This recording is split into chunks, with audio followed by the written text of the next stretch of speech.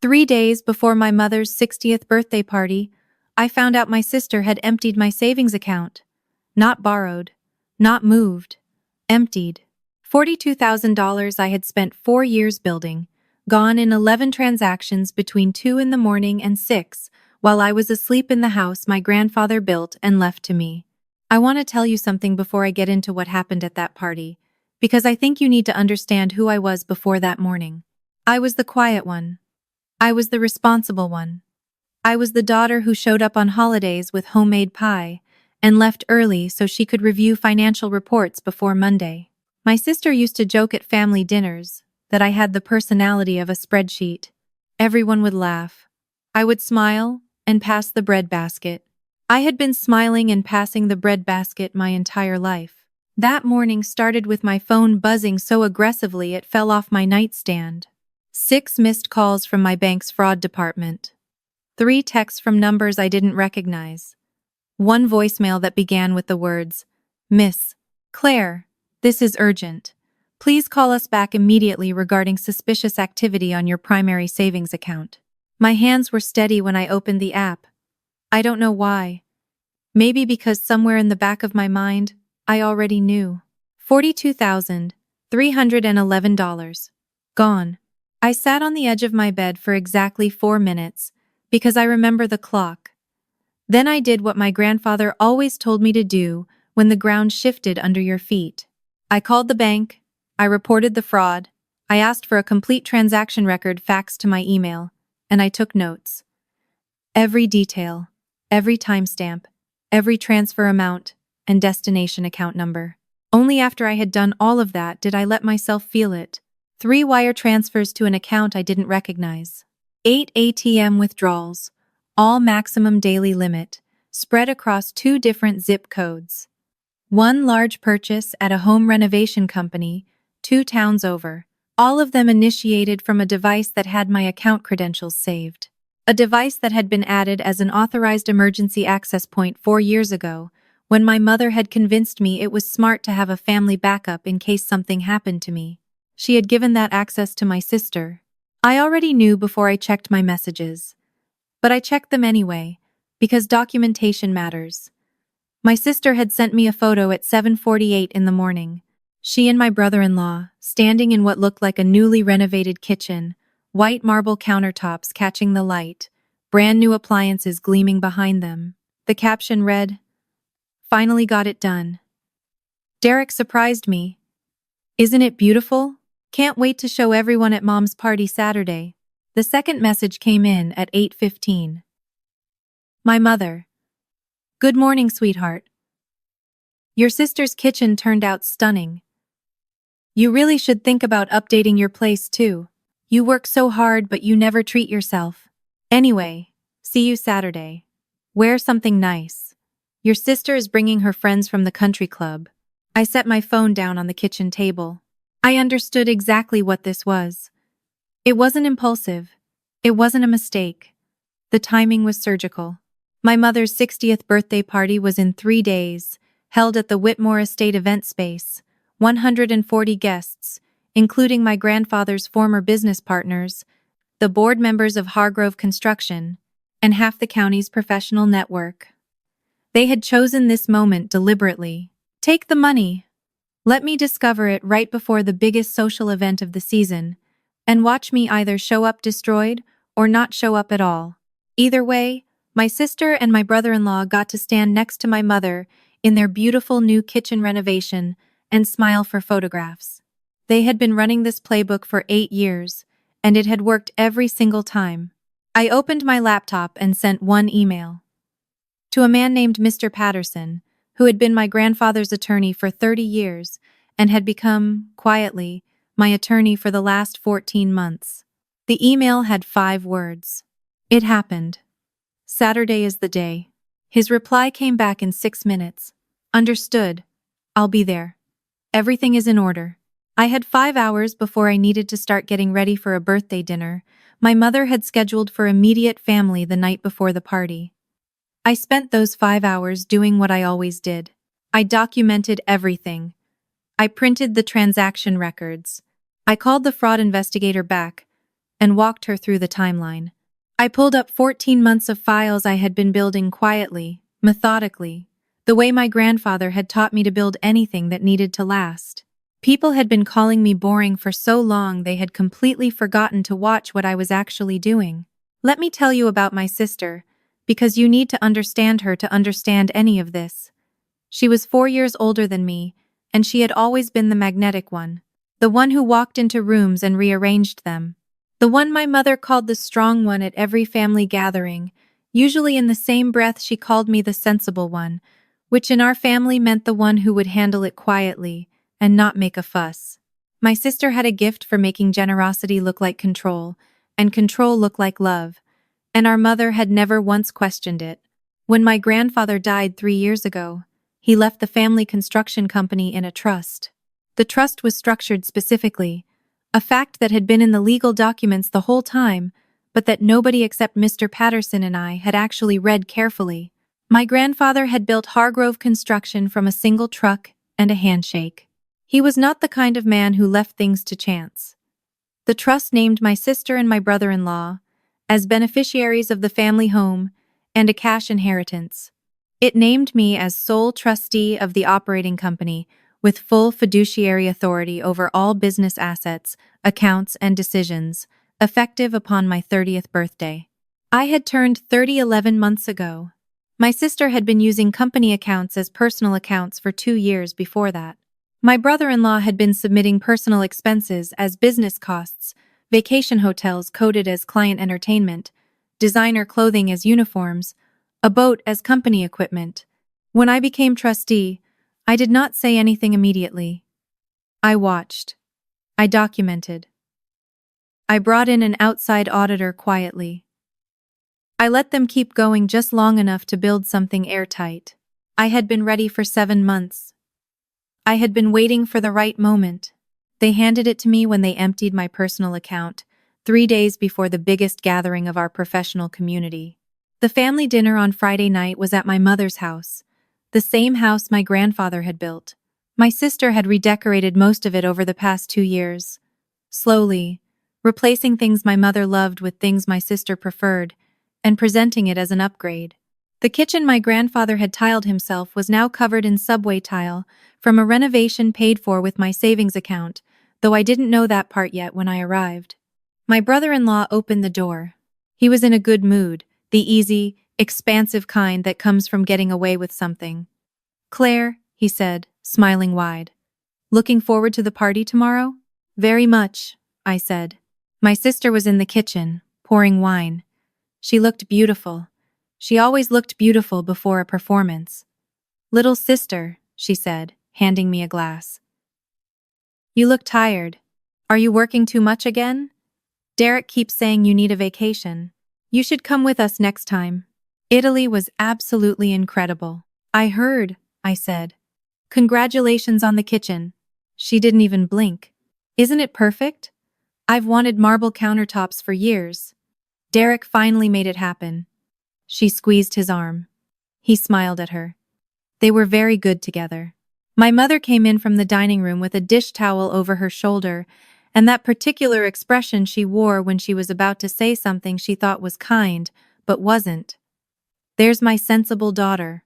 Claire, honey, you seem tense. Don't bring work energy to the table, okay? This weekend is about family." I smiled. "Of course, Mom. Happy almost birthday." We sat down to dinner. My sister talked about Italy for 40 minutes, the hotel in Positano, the private boat tour, the restaurant in Rome where they had to bribe their way to a reservation. My mother listened with the wide, delighted attention she saved for my sister's stories. My brother-in-law refilled everyone's wine glass and laughed at all the right moments. At one point my mother looked at me and said, gently, the way she always made things sound gentle, "You know, Claire, your sister just lives. She experiences life. You're always so cautious, so careful. Your grandfather was the same way. It's admirable. But sometimes I think you forget to enjoy what you've built." "I'm learning," I said. My sister touched my hand across the table. "We worry about you. You spend all your time on the business, on the numbers. You're 31 and you've never even taken a real vacation. It's okay to let go a little. Let other people carry some of the weight. I looked at her hand on mine. I thought about the transaction records on my laptop at home. I thought about 14 months of files. I thought about Mr. Patterson sitting somewhere across town, briefcase organized, ready for tomorrow. I appreciate that, I said. I really do. I drove home that night, sat at my kitchen table, and read through the full documentation one final time. Then I went to sleep early, because I wanted to be rested. The Whitmore estate sat at the edge of town on 12 acres of old money and older trees. My mother had wanted to hold the party there since the venue opened 5 years ago. My sister had organized everything, which meant my sister had also managed the guest list, and the guest list included every person in our professional and social world who might be watching when my mother stood up in front of them and celebrated one daughter while forgetting the other existed. I arrived 20 minutes before the formal start. Mr. Patterson was already there, near the back of the room, a glass of water in his hand and his leather briefcase on the chair beside him. He nodded when I walked in. That was enough. The room was set beautifully. Long tables with white linens, low floral arrangements, warm lighting that made everyone look graceful. My mother was at the center table in a blue dress my sister had helped her choose, already glowing with the attention of people who loved her. My sister was beside her, radiant, working the room with the practiced ease of someone who had always known exactly where the center of gravity was and how to stand in it. My brother-in-law found me near the bar. "Claire, glad you could make it." The humor in his voice was subtle enough to deny and present enough to land. "Wouldn't miss it," I said. He leaned in slightly. "Your mother is happy tonight. Let's keep it that way, okay? No work talk, no business drama. Just let her have this." I looked at him for a moment. "Absolutely," I said. The first hour was pleasant, the way a held breath can be pleasant. Toasts were made. Old family friends told stories about my mother at 30, at 40. My grandfather's former business partner, a man named Harold Voss, who had known me since I was 7 years old, found me and shook my hand and said, "Your grandfather would be proud of how you've grown into that company." I thanked him and meant it. My sister waited until the main course was cleared. She had a timing instinct I had always quietly respected, even when it was pointed at me. She stood up and tapped her champagne glass, and the room gave her what rooms always gave her, immediate attention. "I want to say a few words about my mother," she began, and her voice was warm and practiced and genuinely moving in the way that only works when the person doing it believes they deserve to be loved. She talked about our mother's strength, her grace, her sacrifice. She talked about building a family, about what it meant to raise daughters who knew their own worth. She thanked my brother-in-law for the Italy trip, for the kitchen renovation, for the constant investment in the family they were building together. Then she looked at me. "And Claire," she said, with a smile that was soft and ruinous at the same time, "we love you. We just want you to know that it's okay. You don't have to hold the weight of the whole world. You don't have to audit everything, and manage everything, and control everything. Some of us are built for the front of the room. Some of us are built for the back office." A few gentle laughs from people who didn't know what they were laughing at. "We appreciate everything you do. All the quiet, careful, boring work." She raised her glass. "To Mom." The room raised their glasses. My mother was beaming. I set mine down without drinking. Harold Voss, 3 seats away, caught my eye. His expression had gone still. He had been in business long enough to hear the blade in a toast. I stood up. The room noticed.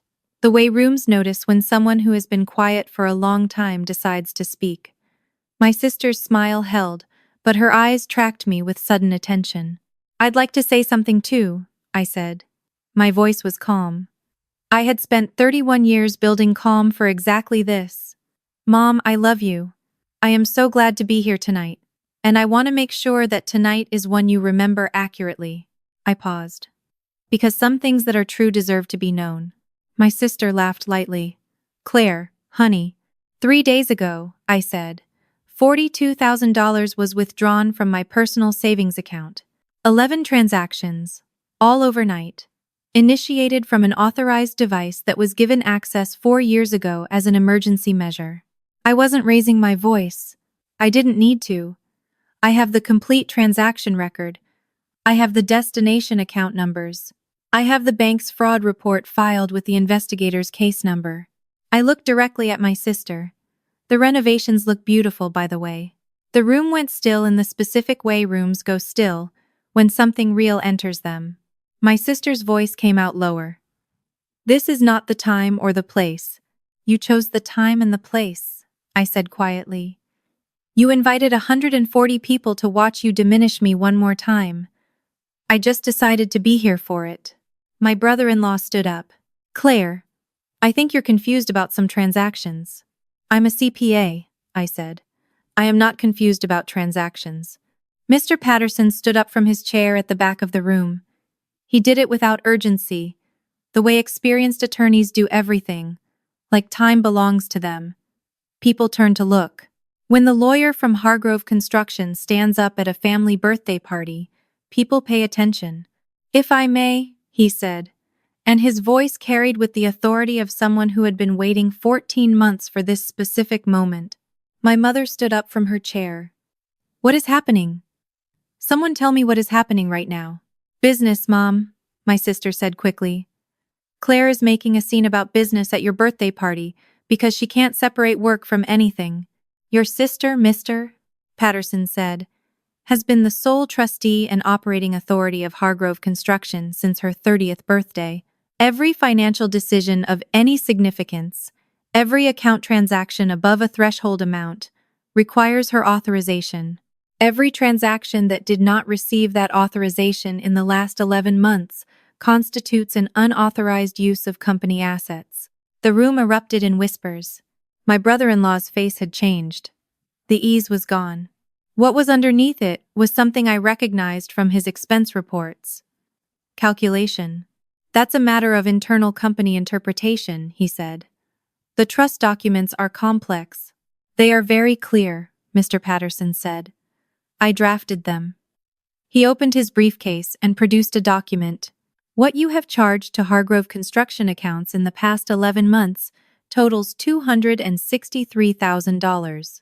Hotels in 4 countries, personal vehicle registration fees, luxury goods, and most recently, 1 complete kitchen renovation. He set the papers on the table. All documented, all unauthorized, all criminal.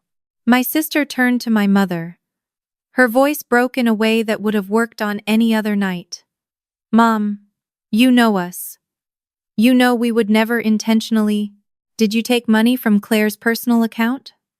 My mother's voice was very quiet. The silence lasted 4 full seconds. We needed it, my brother-in-law said. The renovation costs ran over, and we knew she had the savings, and it was always just sitting there. She never spends anything. She doesn't live. She just hoards and works and… Did you take money from Claire's account? My mother wasn't asking anymore. Harold Voss spoke from across the room, his voice careful and deliberate. I want to say for the record that I have worked with Hargrove Construction for 27 years. I knew Claire's grandfather personally, and based on what I am hearing tonight, I want to state publicly that Walsh Industries has complete confidence in Claire's leadership. He looked at me. Your grandfather told me once that he was saving the company for the daughter who would protect it. I understand now what he meant. 3 other board members stood in succession. Each offered a variation of the same statement. The room was not just witnessing, it was choosing. My sister looked at the people standing and looked at my mother's face and looked at me. And for the first time in as long as I could remember, she had nothing to say. You have 48 hours, I said. $42,311, plus the overdraft fees and interest the bank has calculated, returned to my personal account. The company audit findings are a separate matter. Mr. Patterson has prepared the criminal complaint. Whether we file, it depends entirely on what happens in the next 48 hours. My brother-in-law leaned forward. You would do that to your own family. You did this to your family, I said. I'm just the one keeping records. My mother sat down. She looked at my sister for a long moment. The kind of look that is really a recount, a going back through everything, and seeing it differently. I had wondered for a long time what that moment would look like on her face when it finally came. It looked like grief. It looked like someone realizing that the story they had been telling themselves had been authored by someone else. Mr. Patterson produced a second document and slid it across the table to my sister and my brother-in-law. The preliminary forensic audit. You'll want to review it tonight. I'd recommend retaining your own attorney before you respond. My brother-in-law took the document without looking at it. My sister would not touch it. All company access cards have been deactivated as of this afternoon, I continued. The company vehicle currently registered to your household needs to be returned by Monday morning, Mr. Patterson. Are there any other items? The signature authority on the operating accounts has been formally reverted to sole trustee, he confirmed. No transactions are currently possible from any previously authorized secondary users. My sister finally looked at me, and for the first time that I could remember, her expression had no performance in it. What was underneath the performance was something younger and more honest and more frightened than anything she had ever let me see. Brenda, she started. Claire, I said gently. Claire. She stopped. Started again. We didn't think you'd actually— I know, I said. That was your mistake. I looked at my mother then, because I needed her to understand this part. Mom, I love you. I am not doing this to hurt you or to ruin your birthday or to take anything from you. I am doing this because it needed to be done, and I am the person who was built to do it. The back office work. The boring, careful, quiet work. I held her eyes. That work is how Grandpa built everything we have, and it's how I'm going to protect it. My mother stood up and crossed the room to me. She took my face in her hands the way she used to when I was small, and she looked at me for a long time. Then she said, I have been very unfair to you. That was all she said. It was enough. My sister and my brother-in-law left the party at 9:17. I know because I was watching the door. The room didn't erupt in their absence. It simply continued, more honestly than it had been running before. Harold Voss pulled me aside near the end of the evening. Your grandfather kept a framed quote in his office, he said. I looked at it every time I sat across from him. It said, the loudest person in the room is spending energy. The quietest is saving it. He smiled. I always thought that was about him. I understand now he was talking about you. The 48-hour deadline was met with 6 hours to spare. The money arrived in full, along with a handwritten note from my sister that said only, I'm sorry. I didn't understand what I was doing. I kept the note, not as evidence, as a record of something beginning, not ending. My brother-in-law did not send a note. He retained an attorney. The civil settlement took 4 months and covered the full audit amount plus legal fees. He did not attend any family gatherings after that. My sister came to Thanksgiving alone, quieter than I had ever seen her, and she helped with dishes without being asked. My mother and I started having lunch every other Wednesday. She talked about my grandfather in a way she never had before, as if she was finally letting herself love him clearly instead of at a distance. She told me once, over sandwiches in a diner near her house, he used to say you were exactly like him. I thought he meant the quiet part. I understand now he meant the whole thing. Hargrove Construction grew 18% in the first year under my formal authority. The restructuring I had been proposing for 2 years was implemented in the first quarter and eliminated nearly $100,000 in annual overhead. Harold Voss's firm expanded its contract. 2 new partnerships were established with regional developers who had been waiting to see stable leadership before committing. I bought the house I had been saving for. Not a starter house. The right house, with the porch I had planned and the yard I had imagined and a guest room for my mother when she visits. I paid cash. Partly because I could, and partly because there is a specific satisfaction in doing exactly what they said you would never do. My credit score recovered completely within 6 months. I know because I checked it the same morning I signed the house papers, sitting in the closing attorney's office with a pen in my hand, and everything I had built intact. I think about those years sometimes, the breadbasket years, the smile and let it go years, and I don't feel angry about them anymore. I feel something more like clarity. Being still while someone assumes you're dormant is not weakness. It's a form of patience that most people mistake for resignation right up until the moment it isn't. My sister called me last spring. Not about money, not about the company. She called because she was having a hard time, and she needed to talk to someone honest. And she said she thought maybe I was the most honest person she knew. We talked for an hour. She has started building something of her own. A small business, genuinely hers, and she talks about it the way I always talked about the work, with the specific excitement of someone learning that patience and precision produce something no shortcut ever could.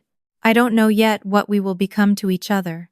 I think we are figuring that out in real time, carefully, and without pretending it is simpler than it is. What I know is that I am not going to smile and pass the breadbasket anymore. I will make my own toast, and I will mean every word. There is something my grandfather said to me when I was 12 years old that I did not fully understand until recently. He was teaching me to read a balance sheet, sitting at the same kitchen table that is now covered in marble I paid for, and I asked him why he spent so much time on numbers when other people just seemed to go by instinct. He looked at me over his reading glasses and said, "Claire, instinct tells you what people want you to see. Numbers tell you what's actually there. Always read what's actually there." I have been reading what's actually there my whole life. I thought for a long time that was just who I was, the back office version of living, the sensible daughter making do with less. I understand now that it was everything. It was the whole point. The quiet ones really do hold the most power. We just know how to wait until the moment we choose to use it. If this story found you, and you have been called too careful, too cautious, too quiet, too boring for being the one who shows up and does the work, and keeps the records, and holds the line, I want you to hear this clearly. They are not describing a limitation. They are describing exactly what you are building. Keep building. I read every comment you leave. Your stories remind me I am not the only one. And if there is someone in your life right now who needs to hear this, share it with them. The right moment is always closer than it looks.